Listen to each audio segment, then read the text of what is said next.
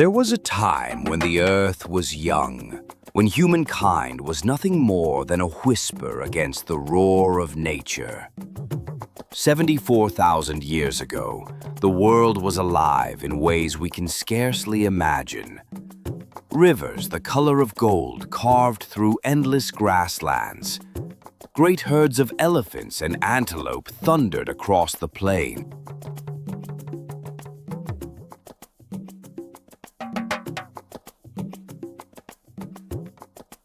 And among them, our ancestors, small tribes of early humans clinging to survival at the edge of Africa and Asia. They were not yet rulers of this planet. They were prey as often as they were hunters. But they had fire, community, and something far greater, the spark of awareness.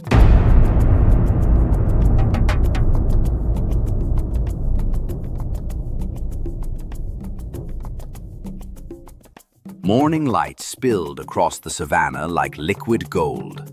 The tribe stirred to life, children playing with sticks near a dying campfire, women scraping hides beside the river, a man sharpening a stone blade. The world felt eternal, the rhythm of life unbroken since time began. They spoke in gestures and murmurs, a language of instinct and affection. Around them, everything moved in harmony. The rustle of tall grass, the hum of insects, the distant call of lions. To these people, the sky was a god, endless and benevolent. They could never have known that this same sky would soon turn against them.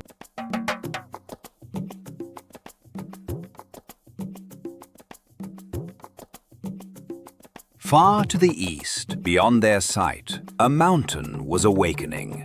Mount Toba, the sleeping heart of the earth. For hundreds of centuries it had slumbered, gathering pressure, heat, and fury beneath its stone bones. And now it was ready to breathe fire. It began with a tremor, small, almost gentle. The ground shuddered, the water rippled. Birds exploded from the trees in panic. The tribe froze. Make sure to like, subscribe, and hit the notification bell so you're the first to see our next journey into humanity's past.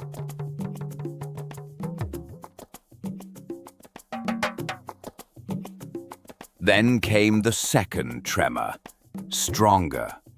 The sound of the earth cracked. The horizon glowed red. A roar like 1,000 storms filled the air. Mount Toba had erupted with a force that defies imagination. 4,000 times more powerful than the largest volcano of our modern world. Flames tore into the heavens. Rivers of magma carved glowing veins across the land. The sky turned the color of blood as ash and fire rained from above. In every direction, animals fled. The tribe clutched their children and ran, choking on smoke. The world that had fed them now tried to consume them. For hours, day was replaced by night. Lightning flashed inside the churning ash clouds, a cosmic storm that lit up the apocalypse. When the roaring ceased, silence followed.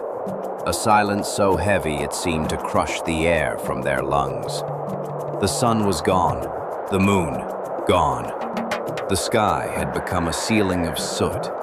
The ground was gray, the rivers thick with ash. The tribe wandered through the wasteland, their footprints vanishing as fast as they were made. They were no longer surrounded by life, only ghosts of what had been. The smell of sulfur and burned earth filled every breath. The world had entered a long night.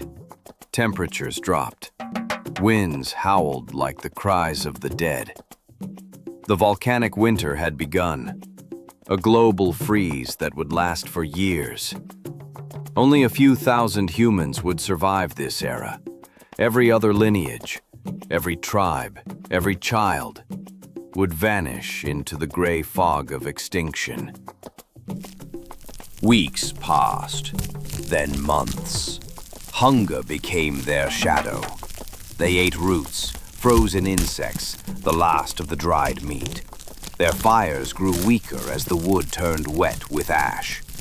Inside a small rock shelter, the tribe huddled together. The man, once strong and proud, now thin and hollow-eyed, scraped sparks from stone to keep a single flame alive. Around that fragile light sat the remnants of humanity. An elder whispering to a frightened child, a mother holding her infant beneath a fur wrap, a young girl staring into the fire with eyes that had seen too much. Outside, the wind screamed, erasing their tracks, their voices, their hope. Yet within that cave, something miraculous endured. Not strength, but unity. They shared warmth, stories, and memory. They survived not because they were the strongest, but because they refused to let the fire die.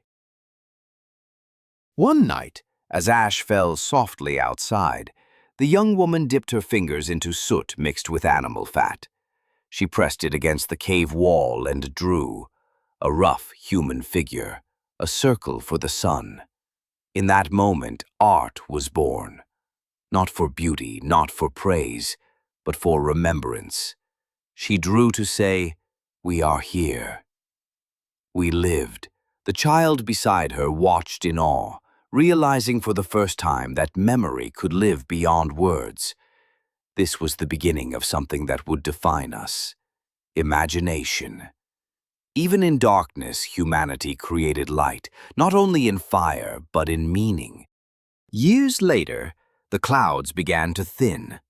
The gray faded to pale gold. For the first time in generations, sunlight touched the earth again. The tribe climbed from their cave to see a changed world. Rivers thawing, shoots of green piercing the ash, herds returning to the plains. The air smelled of life. They stood together, blinking at the light, tears streaking their ash-covered faces. The leader looked to the horizon, not as a survivor, but as the father of a new beginning. Humanity had walked through fire and shadow, and endured. The eruption of Mount Toba nearly ended us. From millions, perhaps only a few thousand remained, but those few carried the seed of every person alive today. We are all descendants of the survivors, children of the fire, heirs to endurance. The night the sky fell was not the end of humanity. It was the beginning of who we are. Because even when the world turned to ash, the human spirit refused to die.